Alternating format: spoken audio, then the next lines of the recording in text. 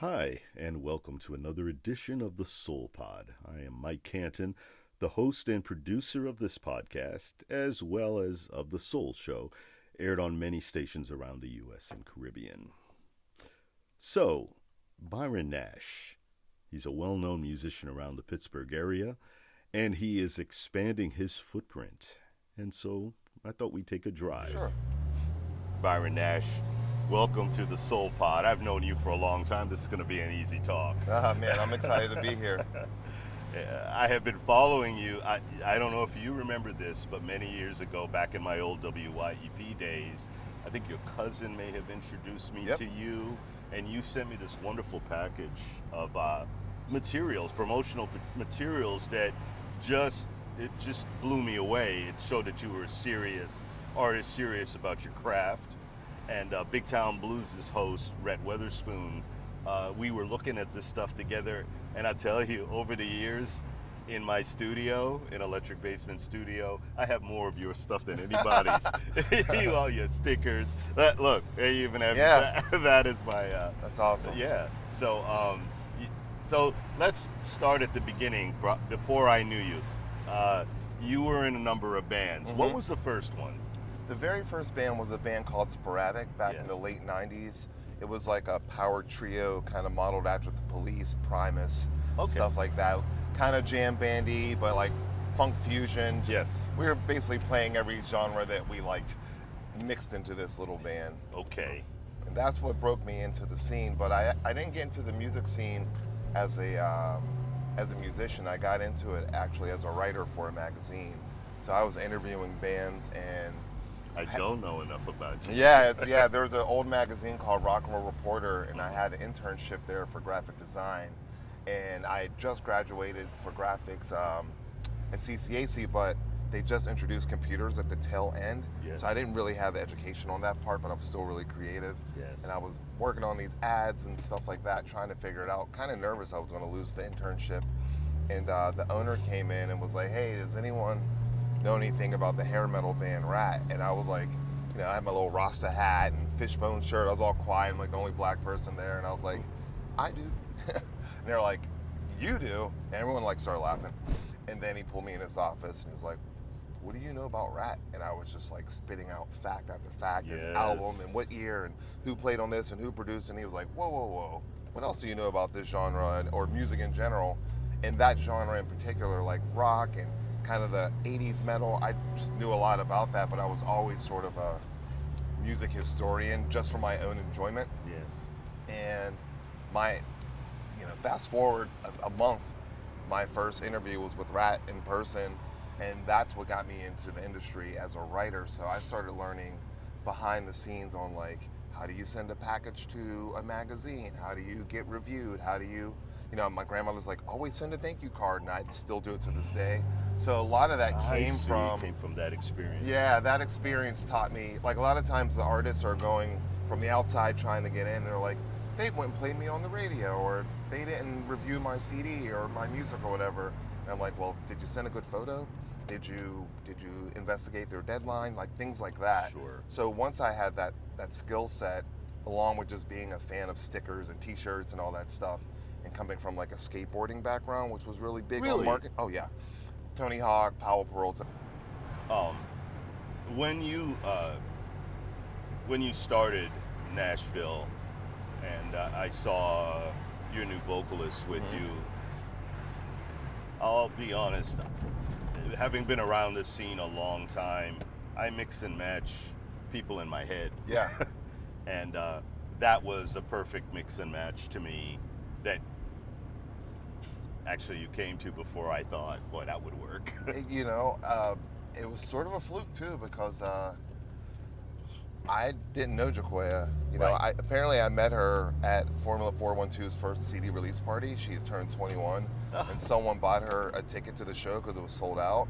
And after the show, we were signing autographs, and she was really like shy. And was like, hey, will you sign this? I was like, of course. And I was super, the way you would be with fans, But I didn't know this. She tells me this years later, And I was, 2021 was sort of a solo breakout year for me, where I was just getting asked to play all these gigs and I didn't have a band. Yes. So I was like putting people together and doing all these things and playing solo and just saying yes to everything to really explore. And I played like an art gallery, and she was in the audience, and I was doing Bill Withers. And I think if it were a different day in a different situation, I almost would have been offended because I was playing and she stood up and just started singing. But it sounded good, so I was just like, well, Oh, is that what happened? She Yeah. just jumped in. she literally just, I heard a voice, and then she stood up, and it was almost like the spirit took over, like a black auntie in church, and she's just singing, and I'm like, so we ended up singing together, and then she's like, I'm sorry, I didn't mean to interrupt. I'm like, well, you got to finish it now. You're not going to get up here and do half the song, and I didn't even know her name then, and that's what all it was, and someone tagged her on Instagram from that clip. I reached out to her and said, hey, we do different shows, and I'm trying to work with different artists. Love to have you on a song. Didn't know what the song was going to be. Sure. Usually it never happens. People say, oh, we should connect, and it doesn't. And I reached out to her for a gig that Plan B was playing, or whatever band. It was like the Byron Nash Trio or whatever I was calling it at that point. And just for her to come down and hop on that Bill Withers song on the last part of the set. And she came down and just crushed it. No rehearsal. She's headbanging, and like the energy was there. And I think there's also a nice mix of my guitar tone with her range. Yes. Now Byron tells me about his Smokey Robinson experience. I got hired to play a dinner for Smokey Robinson. I was terrified, and I get to the gig, and I'm like, well, where am I? Where do you want me to set up? They're like, we're going to change it up. We're going to have you right here. And I'm like, next to the dinner table? I was like literally sitting in a corner on my amp, and then Smokey walks in, and I'm thinking, she was not looking. Oh God. Like I just went through the list of all the artists that he's worked with, and I'm like crumbling inside of my own head as a fan and out of respect for what it is. And then I just put my head down, and he's sitting 2 seats away from me, and I played for them for 2 hours, but that elevated me because maybe I was a little better than I thought, or maybe I had to reach deeper to feel okay with that. And also just like respecting yourself and not being scared. And when you think about it, if you think about Smokey's history, about how he went to Berry Gordy kind of humbly with these songs, and Berry kept rejecting the songs. Yeah.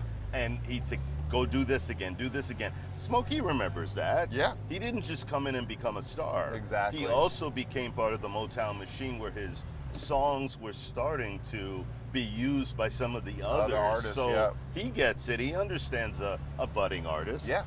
So I think you were in the right place. Yeah, and then I played a few more gigs, and now if he's in town and he's at this place where they have this event, like his manager's always there, and he's like, we love your playing, and I'm sitting here like, what? Yes.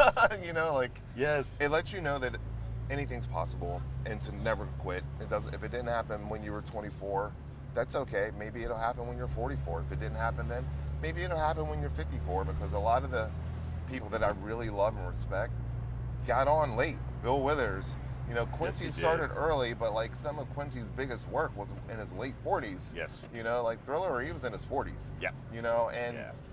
I think we've been, especially with the way that youth is sort of a part of culture of, well, if you haven't done it by now, it's not going to happen. I just don't believe that. I think I'm not a jazz artist, but I love jazz artists, and they always got better with time. Byron, I remember how excited you were when you got into the Warhol experience. Can you tell us a bit about that? Man, so I remember when it first opened. I remember touring it. I always thought it was the coolest thing. Yeah. I've always been enamored by, I think my mom kind of has some Warhol energy around how she was in her household. Yes. And should I make the first turn? What do you want to show us? The new pieces down this street? Yeah, let's go. Well, we could do make a loop left too. and do a loop, because you'll Very see good. the mural on the side. Okay. So you can. Well, as we're doing the loop, tell us what we're seeing, and then we'll come back to your story. Okay, this is the Pop District. So what we're doing is developing a 4-block radius. This is our Pop District HQ up there on the 7th floor. On the right. Mm-hmm. And then we're also working with River Life. So this whole park over here is going to be developed so that it's more for the community, and you're able to have events and live music. They're located here.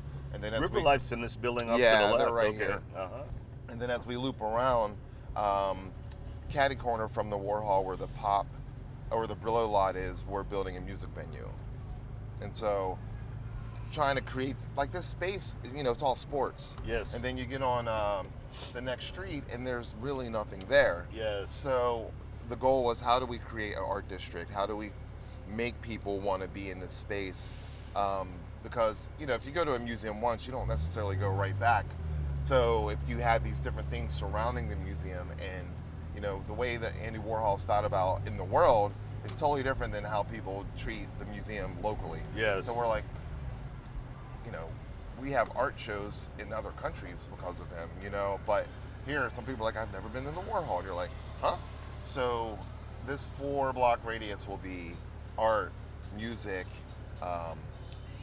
employment development, education, all under the umbrella of the Pop District. Employment development. Oh yeah. We have a thing called the Warhol Creative. Yes. And they do a lot of content, original content for the museum, but also other clients. That's all in our HQ. And then we also have Warhol Academy, and that's... I remember that. Yeah, so what that is, it's a workforce development program, so people can come through and get a digital marketing. Yep, so it's all of this stuff right here. So like the print lounge is over here, there's a coffee shop coming in, and all of this is going to be developed. So this is the Cause installation. We had that opening back in May. That's his big old installation there. So off to the left. Yeah. Uh-huh. And basically it's all going to be revolving around this. The venue will be here. In where the parking lot is? Yeah. Oh. Yeah, it's going to be right there. Mm-hmm. And it's modeled after the 930 Club in DC, which is awesome because I used to go to the 930 Club when I lived in Baltimore. Byron talks about his 24 opener for the legendary band Living Color. I opened for them before. Altar Bar. Mm-hmm. But there. something about this one as Nashville meant so much more, and then like bringing my son into it as well. That's right. He was raised on all this stuff, Yes. and they were so nice to us, and I almost didn't get any photos because I finally felt like they were colleagues, and peers versus like me just being a super fan. In other words, pictures with them. Yeah, I didn't even get one. That's a big step. Mm-hmm. That's a big mental step. It's like no big deal. You're a peer. Yeah, and it's funny. Doug Wimbish comes over and he's like, we're like, dude, it's an honor to be here, all the things. He's like, dude, we're just one big happy band. And I'm thinking, this guy played all the original bass lines on all this hip hop that got sampled, all this 70s music, and I'm sitting here with like one of my guitar heroes, and it's just everything was coming full circle. Yeah. But even playing that gig for the next few weeks, everywhere I went, someone was like, dude, I saw your band at Living Color, because it ended up selling out. And the range of fan that it was, something about that experience was like, nope. I mean, we definitely had some Nashville people there. I sold a lot of tickets. It felt good to see the t-shirt from the stage, like sprinkled through the audience. Sure. But what I didn't anticipate was, you would have thought that people were, like, the whole building was there for us. And it was wild because things were running a little bit behind schedule. Like, Living Color has more equipment than I've ever seen. There's so many pedals. Really? Oh, God. It looks like a spaceship. Like, we were just nestled in between Vernon's gear and the bass gear. Like, there was nowhere to move. And so it was just taking a little longer for sound check. So it rained super hard and people were standing out in the rain. And so the sound people were like, are you okay if we let people in? But they're going to see your sound check. And I was like, that's fine. So it was a little awkward playing in front of people like that. Sure. But we only did like maybe 30 seconds of a song. And they were like, whoa. And so by the time we actually hit, they were in it with us already. And it was just like, there was just a different energy about it. Like, I've done a lot of cool openings gigs where each song you can tell they warm up to you, and by the end they really like you. This was like right out the gate, and it was like we were all kind of emotionally overwhelmed by it. But thank you. Thank you, sir. This was great. Let's get a quickie photo. All right. Perfect. Thanks for joining me for another edition of the Soul Pod. Archives of this series and of my music program, The Soul Show, are all at soulshowmike.org.